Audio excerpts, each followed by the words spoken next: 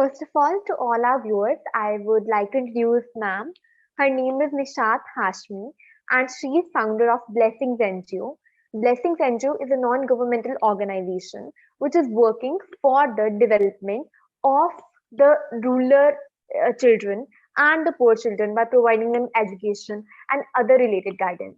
Much more to know about the NGO and its starting, all in this video, and I hope that we are going to have a great conversation and our viewers are going to learn a lot of things. Sure. Yes, ma'am. Thank you so much, ma'am, first of all. So, ma'am, first of all, please tell something about Blessings NGO. कैसे शुरू हुआ, क्या था, कब idea आया और कब लगा कि हाँ चलो ये काम करते हैं. Hmm. Okay, let's start with the comments of the work. Before Yes, getting ma'am. married, I used to do a full-time job, but after marriage, I didn't have the time to continue it because I had to manage my Okay. responsibilities. At that point in life, I had plenty of time Yes, ma'am. and wanted to utilize it for a good cause that benefits the society. Then I started taking Yes, tuitions ma'am. for children who live nearby, along with other accessible areas like some slum areas in South Delhi. Even my house ठीक है, ma'am. helps. Uh, Even my house helps child used to come. Over time, a ji lot of other children started coming. Ji So ji. at some point during those days, I thought it never left. Like we know there are different social classes such as middle class, upper class, and lower class. But what saddened me was that was true for education and schooling of a child as well. And this hurt me a lot. At least जो class और societal division है वो education system में नहीं होना चाहिए. But वो है एजुकेशन सिस्टम में भी है. अगर मिडिल क्लास फैमिली है तो वो उतना ही अफोर्डेबल एजुकेशन अपने बच्चों को दे पाता है. अपर मिडिल क्लास है और जो रिच है वो बहुत अच्छी एजुकेशन अपने बच्चों को दे पाते हैं. So it took me back to my own childhood, recalling how I too had studied at a government school, and I could see a striking contrast in the quality of education that is given at a private school and government school. The Yes, ma'am. difference in communication skills, knowledge has different level for students studying in private schools. Then I also realized जी how this standards is not only limited to schools, but it is found in each sector, such as coaching yes, ma'am. classes, extracurricular activities, etc. All have different standards as per the Yes, ma'am. socio-economic standards of the society. The parents of the Yes, ma'am. students studying in government schools earn between 10,000 to 20,000 or 30,000 something. And that's why they can only afford sending their child to a school that charges 500 rupees per month or 1,000 rupees per month, where they do not get Yes, much ma'am. exposure. Whereas the children Yes, studying ma'am. in private schools have parents who can afford providing them home tuitions worth rupees 1,000, 5,000, or 10,000 per lecture. And they are getting quality of education along with Yes, ma'am. extracurricular activities that they are doing from good place. This highlights that our Yes, society is filled with categories and yes, socioeconomic level. What we must recognize is that in the field of education, this is very dangerous in terms of societal development. So बिल्कुल, I बिल्कुल. started, ma'am I जी, I started teaching students जी, for जी. free and want to give them okay. quality of education. And I did not have a higher education degree, but since I had job for a long time and had also some done some courses, and also I had worked with different companies, so I had experience. जी, It was due to this experience that I had a good command on my communication skills and better knowledge at hand. Then I okay. decided that I will focus on children who are not getting quality education, which a student studying from okay. private school is getting. It is their okay. right to get quality education. It is not their fault that they were born into a family that is not well off. That's how I began my journey with 2 hours of classes from home. At that time, I did not think that this will be so successful. More and more children started coming, and my room was getting filled with their laughter, and it made me so content. Eventually, I started taking 3 batches, so I was very busy in homeschooling. It's just type of okay. homeschooling. And I was feeling good about my work because I was looking at a room full of children about whom no one was thinking about. From here my journey started, and my family and my husband and my few of my friends gave me full support. I started guiding students All to right. pursue.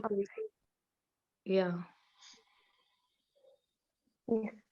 Ma'am आपकी journey बहुत ही ज़्यादा brilliant रही है, क्योंकि मतलब you started, you didn't think कि ऐसा कुछ होगा, पर आपने इवेंचुअली चीज़ें होती गई। Ma'am Yeah. आपने अपने बारे में बताया कि you have studied your from a government school and आपने अपने भी बचपन में ये सब चीज़ें देखी हैं। फिर मतलब आपको क्या कॉन्ट्रास्ट उस समय में लगा? लाइक जर्नली जो आपने अभी तक ऑब्जर्व किया है। Okay, that's very interesting question. uh, मेरी जर्नी वैसे ही यस रही है मैम। जो लोअर मिडिल क्लास फैमिली के बच्चे की रहती है। उसकी ख्वाहिशें और उसके ड्रीम्स बहुत ऊंचे ऊंचे होते हैं, जी, लेकिन जी। उसको फैसिलिटीज तो एक अलग चीज है, लग्जरियस नहीं मिल पाता, लेकिन गाइडेंस भी नहीं मिल पाती। आपको कोई हाथ पकड़ के ये बताने वाला बिल नहीं होता कि बिल्कुल। आपको कौन सा वे चूज करना है, कौन सा कहाँ आपको जाना है, कहाँ नहीं जाना है। आपके पास कोई ऑप्शन नहीं होते। मैं बहुत ही एक लोकल लैंग्वेज में एक वर्ड यूज करती हूँ इफ यू डोंट माइंड, कि जिन लोगों को आप मुंह लगाना जी, पसंद जी। नहीं करते, हम उन्हें अपने साथ बिठा के उनके मसले सुलझाते हैं।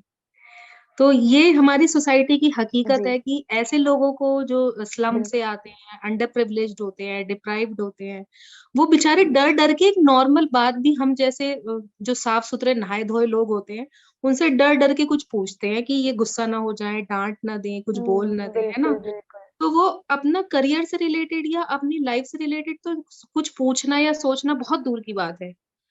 तो बिल्कुल। मैं हमेशा सबसे यही बोलती हूँ कि मैं ऐसे लोगों के साथ काम करती हूँ कि जिन्हें आप मुंह लगाना पसंद नहीं करते। मैं उन्हें अपने पास बिठाती हूँ, उनकी जिंदगी के मसले सुलझाने की कोशिश करती हूँ, और through education and some courses I want to improve their life style. तो मेरी जर्नी वही रही है कि एक बहुत ही लोअर मिडिल क्लास फैमिली से मैं बिलोंग करती थी, और इतने कोई घर के अच्छे हालात नहीं थे। अभी मैं अपने बच्चों को देखती हूँ, वो इतना क्रेयॉन्स और इतना स्टेशनरी वेस्ट करते हैं, तो मुझे अपने दिन याद आते हैं कि हेडिंग डालने के लिए एक स्केच मिलता था हमें, कि बस ये यूज करना है और इसे लंबा चलाना है। मतलब 5 रुपए 2 रुपए की भी क्या वैल्यू थी उस टाइम में। और अभी बिल्कुल, अल्हम्दुलिल्लाह अब सब बिल्कुल। कुछ है हमारे पास, तो हमारे बच्चों को वैल्यू नहीं है। वो इधर उधर फेंकते फिरते हैं सारी चीजें। तो वो बिल्कुल, दौर था बिल्कुल, मेरा कि बिल्कुल। जब बहुत अ, अच्छी क्वालिटी ऑफ एजुकेशन मेरे पेरेंट्स नहीं दे पाते थे। कोई बताने वाला नहीं था कि क्या करो, कहाँ जाओ, खुद ही कभी कोई सा कोर्स किया, कभी कोई सा कोर्स किया, वही जो सब करते हैं इंडिया के बच्चे, की जो दोस्त ने कहा या जो जहाँ ठीक लगा। अच्छा, मेरे टाइम पे क्योंकि 10 साल से ज्यादा हो गया, हमारे टाइम पे इतनी फैसिलिटीज भी नहीं थी। आज देखा जाए तो गवर्नमेंट स्कूल्स में बहुत ज्यादा काउंसलिंग सेशंस होते हैं, प्रॉपर गाइडेंस दी जाती है, एंट्रेंस एग्जाम की प्रिपरेशन हो रही है, इतने सारे एनजीओज हैं सपोर्ट करने के लिए। जब मेरा टाइम था तो उस टाइम पे ना तो कोई एनजीओ थे। मेरा ख्वाब था कंप्यूटर कोर्स करना, तो कंप्यूटर कोर्स करना भी एक बहुत बड़ी बात थी। किसी तरह मेरे फादर ने पैसे जमा करके जी, मुझे एक बेसिक कोर्स कराया था। तो उनके लिए वो उस टाइम 500 पर मंथ देना भी एक बहुत बड़ी बात थी, कि भाई मेरे पापा किस तरह दे रहे हैं, मुझे उसकी वैल्यू करनी है और मुझे कुछ करके दिखाना है। तो आज के टाइम में तो इतने फ्री कोर्सेज, एनजीओज और गवर्नमेंट स्कूल्स ने इतना काम किया है कि बच्चे जो आगे बढ़ना चाहते हैं उनके पास कोई एक्सक्यूजेस नहीं होने चाहिए कि हमारे बिल्कुल, हालातों ने हमें यहाँ तक आने नहीं दिया। बिल्कुल, बिल्कुल मैम। आप बहुत अच्छा काम कर रही हैं सबसे पहले तो। मैम जैसा आपने बताया कि आज के टाइम पे हम फैसिलिटीज़ वगैरह नॉर्मल बच्चों को मिल रही हैं। अ, मैम जब आपने ये चीज़ सोची कि मतलब सोची नहीं, चलो इवेंचुअली हुई, आपको लगा कि मैं इन्हें फ्री में ट्यूटरिंग दूँगी।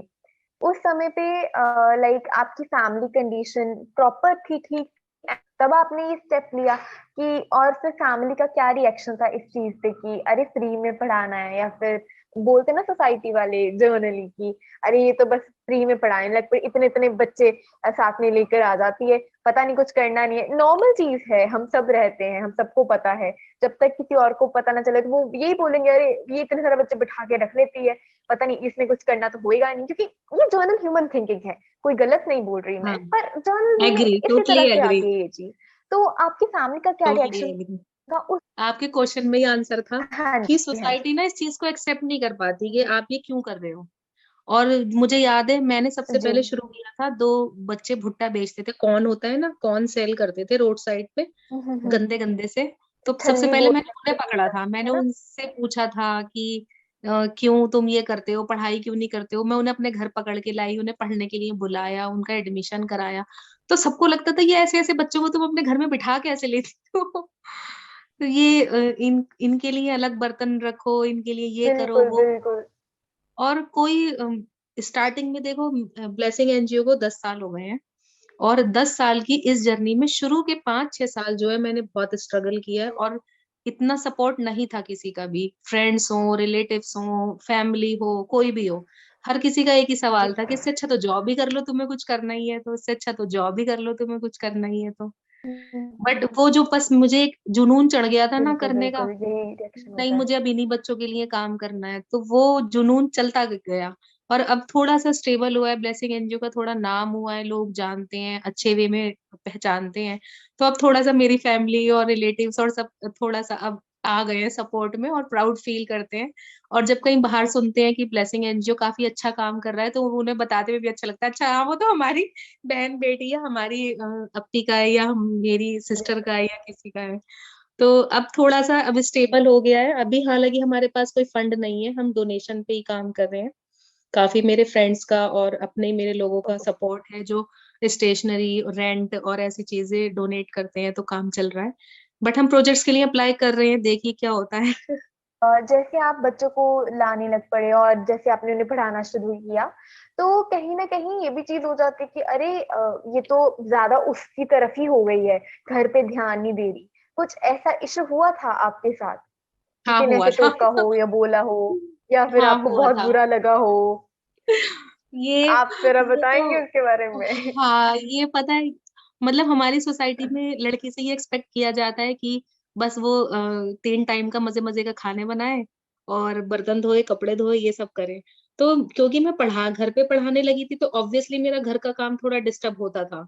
कभी कभी घर बिल्कुल। फैला भी रहता था, कभी किचन में बर्तन पड़े रहते थे, कभी कुछ होता था, काफी मैसअप शुरू शुरू में। और मैं सच बताऊं तो मैंने शादी से पहले कभी काम नहीं किया, मेरी मम्मी ने कभी नहीं कराया, तो मुझे कुछ नहीं आता था। एक फूहड़ औरत जो होती है ना, मैं वो थी।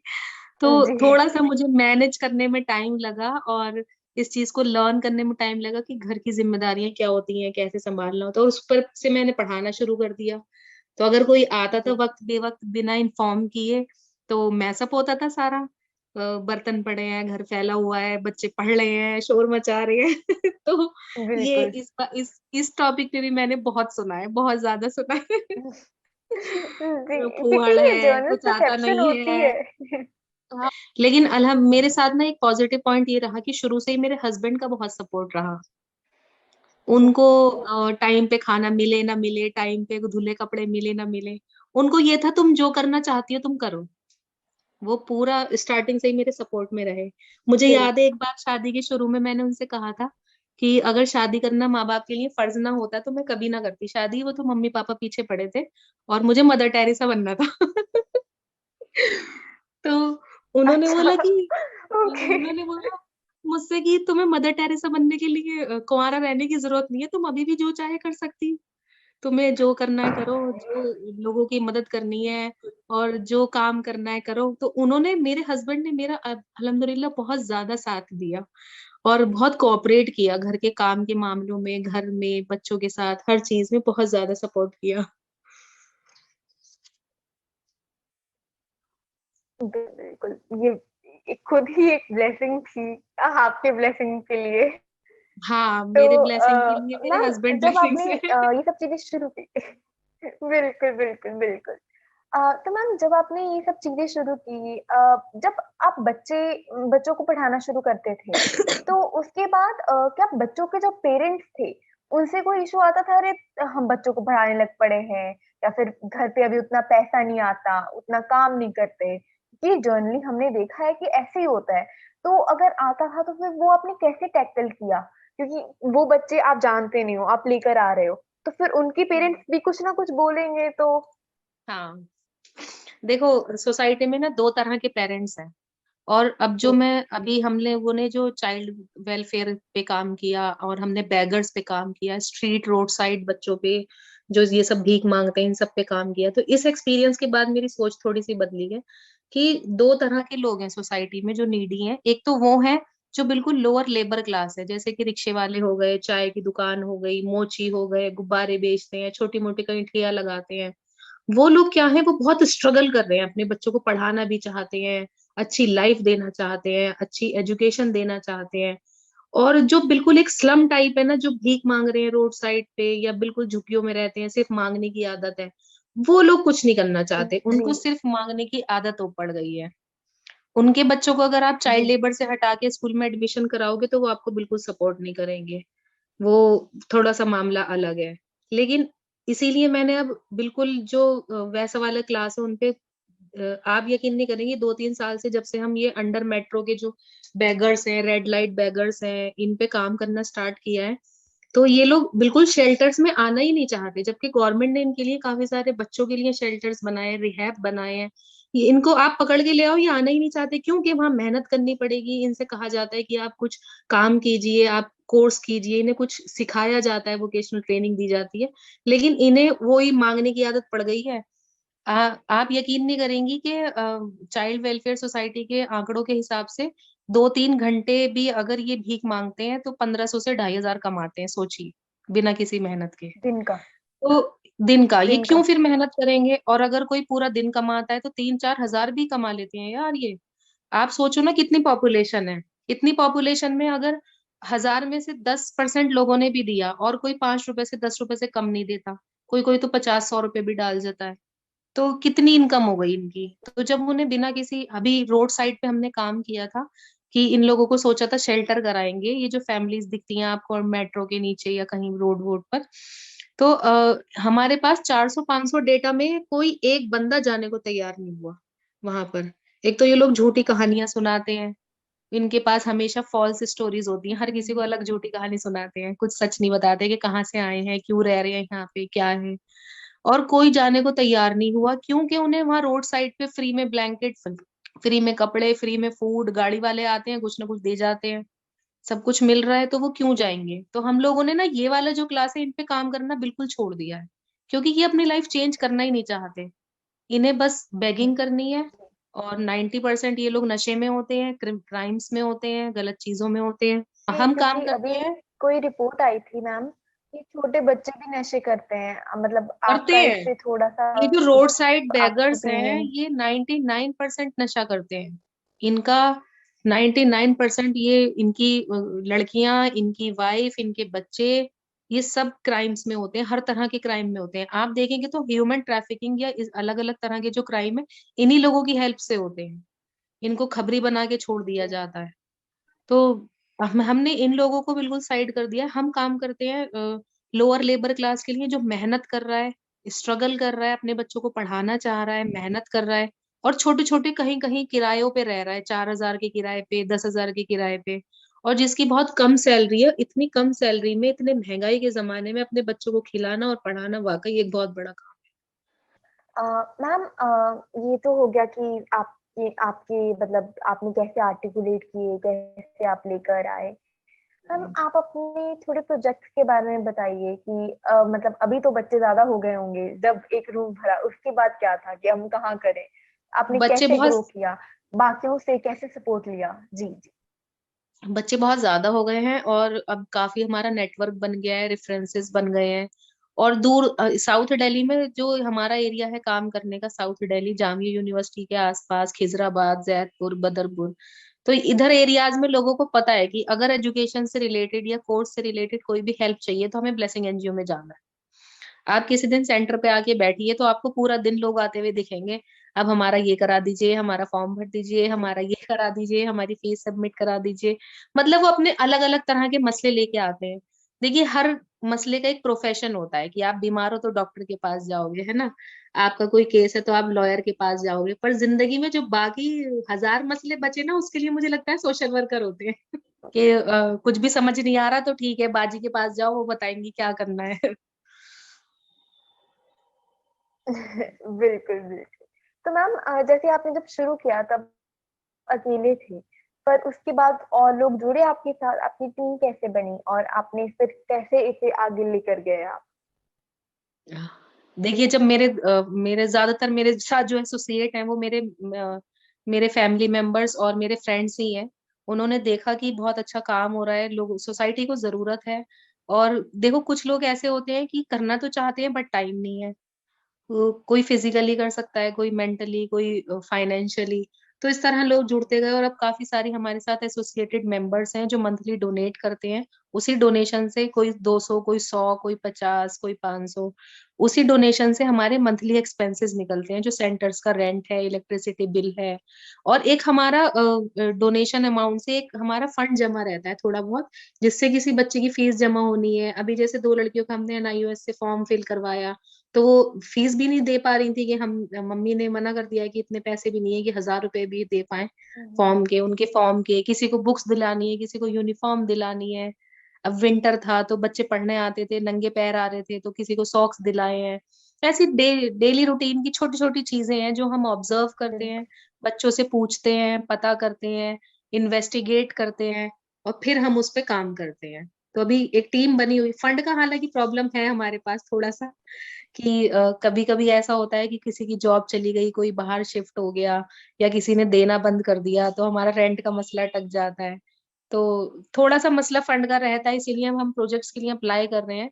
2 साल से तो अप्लाई कर रहे हैं, इंडिया में कहते हैं बिना रेफरेंस के कुछ मिलता नहीं है, तो वो हम सफर कर रहे हैं। कोई बात नहीं। कहते हैं जब भला काम करेंगे तो अपने आप कुछ ना कुछ भगवान बना ही हाँ, देंगे हमने रास्ता। पॉजिटिव सोच रखी है, अभी तक ऊपर वाले ने इतना साथ दिया है। कैसे सब चीजें हो गई मुझे भी नहीं पता, वो कैसे रास्ते निकाल देता है हमें भी नहीं पता, तो आगे भी वही करेगा। बिल्कुल बिल्कुल बिल्कुल मैम। मैम अभी कोविड आके हटा था, तो कोविड में कोई दिक्कतें आई आपको? तो उस टाइम पे हमें सेंटर बंद करना पड़ा था, अपना अपना सारा फर्नीचर भी हमें देना पड़ा था, क्योंकि हम बंद सेंटर का रेंट नहीं दे पा रहे थे, काफी लोगों की जॉब चली गई थी। और हमारे पास जो थोड़ा बहुत फंड था ना, तो उस टाइम पे इतना क्राइसिस था लोगों के पास, खाने को, दवाइयों को, crisis को देखते हुए हमने आगे की कुछ नहीं सोची, हमने अपना सारा सामान दे दिया। हमने जो भी फंड था, एक एक रुपया लास्ट, अपना एक एक रुपया भी सब हमने राशन डोनेशन, राशन में और दवाइयों में लगा दिया। तो उस टाइम पे हमने पढ़ाने के बजाय हमने कोविड रिलीफ पे काम किया। हमने काफी सारी डॉक्टर्स की एक टीम भी बनाई थी, जिसमें फ्री वर्चुअल हम लोग उनको असिस्ट कर रहे थे। तो उसमें डॉक्टर वीडियो कॉल पे, जैसे छोटे मोटे जो केसेस थे, जो निकल नहीं सकते थे या अकेले रहते थे, तो वो उन्हें वीडियो कॉल पे असिस्ट कर रहे थे। मेडिसिन हमारे जो वॉलेंटियर्स थे वो दे के आ रहे थे, किसी किसी को हमने राशन दिया, किसी को फूड दिया। कुछ ऐसे नियर बाय के हमारे पास रिक्वायरमेंट्स आई कि अकेले रहते हैं, कोई खाना पकाने वाला नहीं है, तो हमने खाना पका के उन तक डब्बा सर्विस भी पहुंचाई। तो उस टाइम पे हमने एजुकेशन पे काम नहीं किया, कोविड रिलीफ पे हमारा चला। 1 डेढ़ साल तक काफी इस पे काम रहा, और हमने इतना राशन बांटा कोविड के टाइम पे, हमारी काफी अदर एनजीओ से भी कॉन्टेक्ट्स बने, दिल्ली के काफी एरियाज के, अलग अलग जगहों के, क्योंकि उस टाइम पे सारे एनजीओज मिलके काम कर रहे थे। कि जो बिल्कुल मेरे एरिया में नहीं आ सकता था, उन्होंने हमें इंक्वायरी दे दी। जो हमारे पास कहीं और एरिया से क्वेरीज आ रही थी, हमने उन्हें फॉरवर्ड कर दी, किसी को हमने पैसे फॉरवर्ड कर दिए, पेटीएम कर दिए। तो इस तरह मिलजुल के काम चल रहा था। कोविड में ये बहुत अच्छा हुआ कि लोग सब बिल्कुल। साथ थे। आपने बताया कि कईयों का बुक्स, कईयों का फॉर्म्स का खर्चा, बाकी जो कई बच्चे होते हैं जो कि स्कूल जाना अफोर्ड नहीं कर पाते, तो साथ कैसे कि गवर्नमेंट स्कूल में एडमिशन कराते हैं अगर वो पढ़ना चाहते हैं, या फिर आप खुद पढ़ाते हैं, होम ट्यूटरिंग करते हैं, तो उनका किस तरह से रहता है? देखिए बहुत सारे ऐसे पेरेंट्स हैं जो अपने बच्चों को अच्छी एजुकेशन देना चाहते हैं, और अभी गवर्नमेंट स्कूल्स में काफी सुधार हुआ है, लेकिन एमसीडी के जो स्कूल है उनकी वही हालत है। आप एमसीडी स्कूल की जाके कंडीशन देखें, तो लिटरली अगर आप अच्छे सिटीजन हैं, अच्छे सिविलियन हैं, जी तो आपको रोना आएगा कि फर्स्ट से फिफ्थ क्लास तक बच्चे की बेस बनती है, और उस बच्चे जी का जी। फ्यूचर वहां पे वो पूरी तरह खराब हो रहा है, कोई एजुकेशन नहीं है। आप एमसीडी गवर्नमेंट स्कूल्स में चले जाइए, वहां पे टीचर्स हैं जो लाख लाख रुपए, 2-2 लाख रुपए सैलरी उठा रहे हैं, वो आपको पूरे टाइम लंच ब्रेक मनाते हुए मिलेंगे। आप किसी भी टाइम चले जाइए, वो लंच ब्रेक ही मना रहे होते हैं। तो गवर्नमेंट स्कूल में आया है चेंज, लेकिन जो एमसीडी प्राइमरी स्कूल से फिफ्थ तक, उनमें कोई चेंज नहीं आया, उनमें वही हालात हैं, और बच्चे का देखिए बेस बनता है फिफ्थ तक। अब जैसे मैं कह रही हूँ कि मैं लोअर लिबर क्लास के लिए काम करती हूँ, जो छोटा मोटा जॉब करके अपने बच्चे को पढ़ा रहा है और अपना घर पाल रहा है। अब वो ये सोच जी रहा है कि मैं अपने बच्चे को अच्छी एजुकेशन दूं, तो जो गली गली के प्राइवेट स्कूल भी है, उनकी 2-2 हजार, 3-3 हजार रुपए फीस है। अगर किसी के 2 बच्चे हैं तो वो 5,000 रुपये फीस कैसे देगा 20,000 सैलरी में? उसमें रेंट भी है, बिल्कुल। अदर एक्सपेंसेस है, ढेर सारे बिल है, ये है वो है और खर्चे हैं। तो अभी हम लोग पढ़ाते हैं, गवर्नमेंट स्कूल के बच्चों को भी हम पढ़ाते हैं, और हमारे यहाँ 2-2 NFE क्लासेस होती हैं, नॉन फॉर्मल एजुकेशन क्लासेस। और फिर हम AWS में भी उनके फॉर्म भरते हैं। AWS का हालांकि रेशो बहुत कम है। पिछले अभी लास्ट ईयर हमने 200 के करीब फॉर्म भरे थे, तो सिर्फ एक बच्चे का नाम आया था AWS कैटेगरी में। और बहुत पेपर वर्क का थोड़ा इशू रहता है, बच्चों के पास डॉक्यूमेंट्स या तो कंप्लीट नहीं होते, इनकम सर्टिफिकेट नहीं बन पाता, तो AWS में भी नाम आना थोड़ा मुश्किल हो जाता है। अब ये मेरा जो एम है वो यही है, हमारे पास थोड़ी जगह की दिक्कत है, अगर थोड़ी भी बड़ी जगह हम ले पाएंगे तो सबसे पहले मैं 5th तक स्कूल ही करूंगी। हम ब्लेसिंग का नेक्स्ट मेरा टारगेट वही है कि इतनी अच्छी एजुकेशन अगर हम दे रहे हैं तो क्यों ना हम उसे बिल्कुल। फॉर्मल एजुकेशन में चेंज कर दें। Just wanted to know that आपकी आगे की क्या विजन है ब्लेसिंग को लेके। देखिए हम लोग 2 टॉपिक पे काम करते हैं, एक तो एजुकेशन ही है जो बच्चे हैं बिल्कुल। उनके लिए, और एक हमारा है वीमेन डेवलपमेंट एंड एंटरप्रेन्योरशिप, जिसमें हम ओके। डेजर्टेड वुमेन के लिए काम करते हैं, जो एबंडंट होती हैं, विडोड होती हैं, या फिर डिवोर्स जी। देके छोड़ दिया जाता है। लोअर लिबर क्लास में ये बहुत ज्यादा कॉमन है। आपको एक ही छोटे से एरिया में 200-300 लेडीज मिल जाएंगी जिनके हस्बैंड ने उन्हें छोड़ दिया होता है, और बच्चों के साथ छोड़ दिया होता है, और छोड़ के या तो दूसरी शादी कर लेते हैं, भाग जाते हैं, गांव चले जाते हैं। वो अकेले सरवाइव करती हैं, और अकेले सरवाइव करना आप समझ सकती हैं बच्चों के साथ में कितना उनके लिए चैलेंजिंग होता है।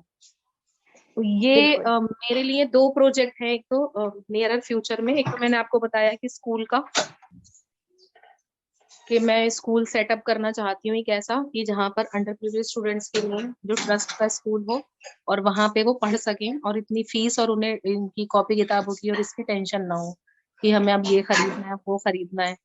और बाकी दूसरा मेरा ये है कि मैं एक ऐसा सस्टेनेबल सेंटर बना सकूं जहाँ पे इस तरह की लेडीज, देखिए हर लेडीज तो मेड नहीं बन सकती, हर किसी का ऐसा वो नहीं होता माहौल कि वो मेड बने, लेकिन इन लोगों के पास अगर एजुकेशन नहीं है तो कोई और ऑप्शन हो बचता ही नहीं है मेड बनने के अलावा, कि या तो आप कहीं जाके खाना बनाएं, बर्तन धो, झाड़ू पोछा करें।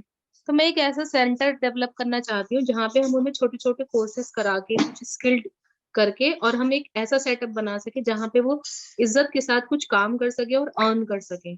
अभी हम लोग ये करते हैं, बट क्योंकि अभी हमारे पास कोई प्रोजेक्ट या फंड नहीं है तो बहुत छोटे लेवल पे करते हैं। हम कैंडल मेकिंग हो गया, कोई चीज बनाने का हो गया, कुकिंग का हो गया, डब्बा सर्विस में काफी हमने लेडीज को डब्बा सर्विस बिजनेस स्टार्ट करने में हेल्प की है। तो ऐसे छोटे छोटे सस्टेनेबिलिटी के SDG के प्रोजेक्ट्स हैं जिसपे हम काम करते हैं, लेकिन अभी बहुत छोटे लेवल पे करते हैं। आगे ये 2 प्रोजेक्ट हैं जो मैं करना चाहती हूँ, एक तो एजुकेशन के लिए स्कूल ही है, ट्रस्ट स्कूल हो एक, और हमारे एरिया में बहुत ज्यादा नीड है, पॉपुलेशन बहुत ज्यादा है साउथ दिल्ली में, और यहाँ पे गवर्नमेंट स्कूल है, प्राइवेट स्कूल है, 2 ही ऑप्शन है, या तो बिल्कुल गरीबों के लिए या बिल्कुल अमीरों के लिए है। एक बिल्कुल। मिडिल क्लास के लिए कोई ऑप्शन नहीं है कि वो अगर अच्छी लाइफ स्टाइल, अच्छी एजुकेशन अपने बच्चे को देना चाह रहा है और उसकी सैलरी इतनी नहीं है, इनकम इतनी नहीं है, तो उसके पास कोई ऑप्शन ही नहीं है। ट्यूशन भी इतने महंगे, कोचिंग भी इतने बिल्कुल। महंगे, कोर्सेज भी इतने महंगे, हर चीज वही जो मैंने शुरू में बताया कि हमारी सोसाइटी में क्लास जो है ना वो डिवीजन, ठीक है एक स्टैंडर्ड में होना चाहिए था लेकिन एजुकेशन में नहीं होना चाहिए था, पर वो एजुकेशन में भी है, ये हमारे देश का दुर्भाग्य है, और शायद इसीलिए हम डेवलप नहीं कर पा रहे हैं। तो ये चीज एजुकेशन में नहीं होनी चाहिए, मेरे हिसाब से हर बच्चे को समान अधिकार मिलना चाहिए एजुकेशन का। वो पता नहीं कब जाके होगा। हम अपने से कोशिश कर सकते हैं। बिल्कुल। आई थिंक किसी और के लिए काम करना बहुत बड़ी चीज होती है, अपने कंफर्ट जोन से निकल के। तो आप सबके एफर्ट्स के साथ जो आपकी विजन है आप लोग जरूर अचीव कर पाएंगे, क्योंकि बहुत सच्ची नीयत से जो भी काम होता है वो पक्का पूरा होता है। क्योंकि अगर आप दूसरों के लिए कर रहे हो एंड आपका कुछ उसमें है नहीं, यही एक खासियत है चेंज मेकर की, जिसपे inspire bye dream founding work है। जो भी सोसाइटी में चेंज मेकर है, क्योंकि इतने सारे एनजीओज हैं, हमें शायद किसी का नाम ही नहीं पता होगा, एक दो का नाम पता होगा, पर हम नहीं ये नहीं पता जानते होगा। कि हर एक के पीछे कितनी ज्यादा स्टोरी है, कितना ज्यादा जी स्ट्रगल है। तो जी। जैसे आपकी स्टोरी थी, I would really say you are very inspiring. ये तो आपने थैंक यू मेरी सो जबानी मेरी मच फॉर कहानी सुनी है। Sparing time out of your busy कभी शेड्यूल। कभी आप स्टूडेंट से मिलिए, उनसे बिल्कुल। पूछिए क्या आपने आप क्या इंस्पायर हो मैम से, कैसे आप आगे बढ़ रहे हो, तो वो ज्यादा अच्छा लगेगा, दूसरों से पता चले, है ना। बिल्कुल बिल्कुल, अगर कभी मौका मिला तो जरूर। Thank you so much again, आपने अपनी बिजी शेड्यूल से इतना टाइम निकाला, एंड एक बार फिर से you are very inspiring. Thank you so much.